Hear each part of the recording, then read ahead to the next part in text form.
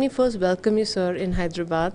Can you just elaborate about yourself? How was your experience being into this field and the awareness programs, what you're doing? Can you brief about yourself, a small intro? Yeah, thank you very much. I'm really happy to be in Hyderabad because this is my first visit in Hyderabad in my entire lifetime. And just to give an introduction about myself, I'm a common man. Okay. But number one. Yeah. And then when I went through my situation, I always say that I'm a sinner. I failed on 4 Ps. Oh. I failed as a parent, I failed as a provider, I failed as a protector, and I failed as a person. But today, I am a happy man. I'm a proud father, a happy husband, and a responsible son. And I live in the United States of America, in Cincinnati, Ohio. And it is a blessing from all the people from India and victims and survivors that I have an opportunity to represent them at the White House with President Trump. And that is what I'm doing here, to help victims back in my own country. Thank you. That's a proud moment for us. I was just going through this book and as talking to your colleagues, you have been struggling and we relate to the emotion what a person goes through when it get involved in these cases. What do you have to say? Like, what comes to your mind first when you get involved in these cases? Yeah, in short, it has become like a passion. When I told that I failed on 4 Ps, when I said that 4 Ps have again changed my life. And I would credit that to my wife Dancy, my son Bradley and Rohan. And that 4P today has become my number one is purpose, passion, power and prosperity. And what I'm believing is to help victims. And most of the times I've seen victims, they commit suicide. And I tell very loud and clear that silence or suicide is not a solution, nor an option or nor a choice. And how I can stop that? I talk to them. I'll give you a small example. A lady from Gujarat just called me 4 weeks back and crying on the phone and telling me कि मारी छोकरी आत्महत्या करवानी छे. Means my daughter is going to commit a suicide. That really hit me. And she's in the United States of America and who is a victim. I don't do deep dive in that because I have to respect the privacy of the victim as of now. But I invited that victim on Monday, on November 4th, for a SAFE 2019 global conference. So there were like delegates from 70 countries and 40 US states. And whenever I attend any conference, people call me as keynote speakers in different states or anywhere. I ensure that I call at least 1 or 2 or survivors or victims to the conference because that will change their life forever. So I'd invited 2 victims. One was this girl and there's another guy. But in my presentation, I told her, I rewarded her, respected her and recognized her in front of all the delegates. I had made a stand, people clapped. And I tell people how victims look. I said, here, that's how victim looks. And I told her that we all love you. Please do not commit suicide. But how you deal with that personally? I mean, you have learned a trick or what? Like, how you go through? I mean, you are there now, okay, fine. But how it can go everywhere and, every person will be available. If you are there, that's fine. If you're not there, then? Oh, no, that's not. See, this girl, I was there, right? So I didn't want her to depend on me. After my presentation, I got her on the stage. People were clicking her photographs. So within a second, she became famous. And everybody reached out to her. Law enforcement agencies gave their number. And she was a different person from that day. And now she has got courage, So that is what I'm trying to say is that it's not about my story. If my story can save somebody's life, why not? I will do it. Because I'll tell me one thing. What I went through in my life, I had a bigger problem when I started sharing my journey because in India it's a stigma, it's a shame. And I was traumatized that my own family stopped talking to me. My own friends disconnected me because they're saying, what are you doing? You're getting shame for us. But come on, it's shame. There are people dying. What happened to my wife, my 2 sons? Who's going to take up the community? Here people, I don't know, in India, बोलते ना हमारो सो हमारी इज्जत जाती रही. What is इज्जत? Man, you don't. You have to first comes life. There are so many family members I've seen here who have committed suicide. Because, no, you should understand the emotions, feelings and sentiments of a victim. So how, like we just seen a book, Frog in a Well. Can you just elaborate on that? This book is done by you? Yes. In all my presentations, my first title is Frog in a Well. What that represent? Yeah. The frog in a well means I grew up in a village, Mangalore. And in my house, that time there was no running water and electricity. So every house has a well. And in every well, there is a frog. And the frog thinks that's the world because there is water. But doesn't know there's a better world outside the well. So same way in the case of human trafficking, whether it is labor trafficking or sex trafficking, the victim thinks, he or she, that, oh, this is the world. Because he or she is controlled by the perpetrator. Because they get lodging, boarding, everything. But he or she doesn't know that there's a better world outside. You have freedom, you have choice, you have talent, you have passion, you can do whatever you want. So that's the reason I wrote like the book, A Frog in a Well. And that was my overall objective, that you need to get out of the well. I know. What about the Hyderabad? If we talk about the Hyderabad city, how the cases are and how the actually people are there to save it and to work on that issues more. Have you researched on that? And anyway, you're taking the cases which are handled by you in US. What about the India? Are you personally involved in that issues? Honestly, I'm not involved in any issues in India because I to understand the law also very well. So I don't want to just boast I know the law.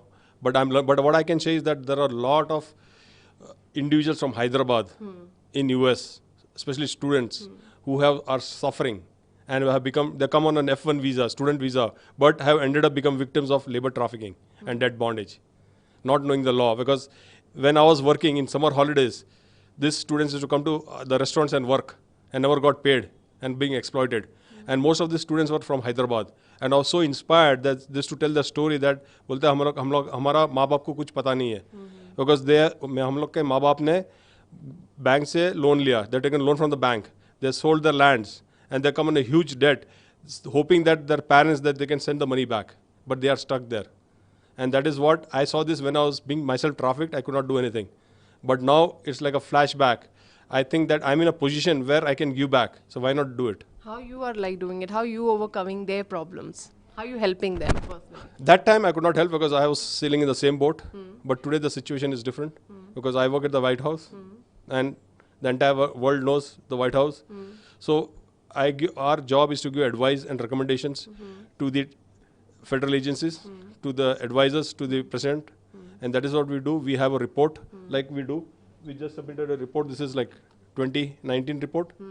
We submit to the White House and they implement it. So that's very powerful. And that's what this is the third report.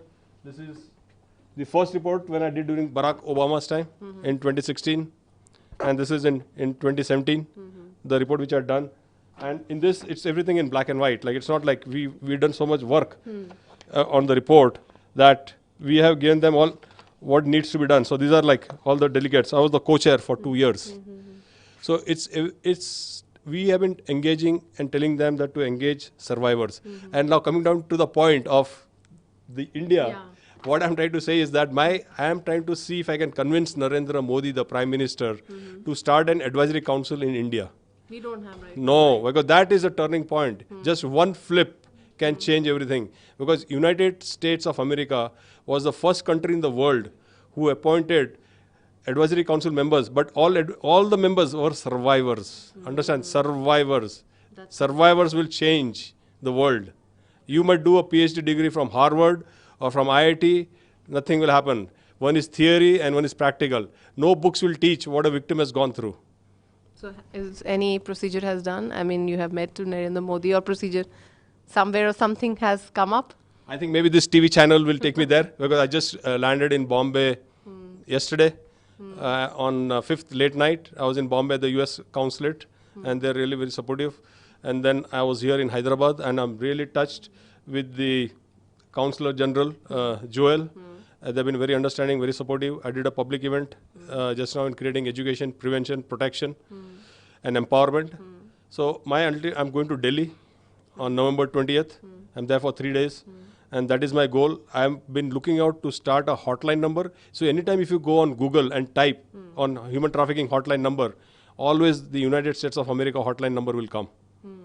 But no for other country. So I'm planning to start a hotline number of Bharat Manav Shoshan hotline. Wow. You know, and it's a big dream. But I always believe all long journeys start with a small step. So that first step I'm taking now. Great. And I need the support of all the community members, my Indian friends here. Please support me, support this mission. It is not my mission, it is our mission. And we need to support our family, our friends who are not even connected to us because they are ultimately all human beings. That is the way I look at it. If you can give some tips, I mean, tips or advice, like when somebody is stuck in that situation, how family needs or their friends need to react on that. Yeah, I always tell that I'd share my own story. I always believe that practicing is more than preaching. So I preach now when I practiced, number one. Number two, I say that making a mistake is not a mistake. But making no mistake is a mistake. Repeating a mistake is a big mistake. But learning from your mistakes and empowering the vulnerable population to live a happy life is not a mistake. And I share my own journey that I turned obstacles into opportunities.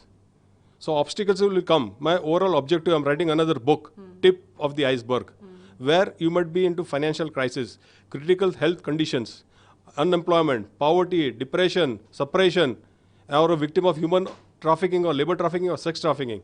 You can always come out of the situation. You have to train your mind. You know, I also went through a lot of all this depressions, suicidal things, but today I'm a happy man. It didn't happen overnight. I train my mind every day like going to a gym. You can't run a marathon overnight. You have to practice for it. And that's what I'm doing on daily basis. It's not like it just happens. I keep my mind happy. I get engaged with all the victims, survivors. When a survivor smiles, I feel happy. A lot of victims and survivors contact me whom I don't know, but I tell them two things. Number one, I'm a postman. Number two, I don't take a single paisa. Postmen don't take any money. They come and give tapal. They'll give you the letter, you know. They do the job, you know, and they don't do it for money. So I said, same way, I just want a smile on your face. And when they say postman, what do you say that? I said, I'm not God. I'm just a human being. If I know somebody, you know, okay, here, the law enforcement agencies, I just connect. I'm not doing anything. I'm just doing, I know people. Today, by God's blessing, I'm at the White House. I know the law enforcement agencies. I know how the law works with the FBI, with the Department of Labor. Today I have contacts. I know how to get the back wages for victims if they're not being paid without yet saying one word to the employer or to the perpetrator. If they go back to their own country, maybe India or Mexico, and give me the address, the check will reach their house. So nobody knows the law. So what I am doing, I'm just connecting them. So that is what I do, and I feel really happy. That brings me joy, and that's becoming very therapeutic for me. I'll be very honest. Thank you. Thank you So much, sir. Thank you so much. Help you.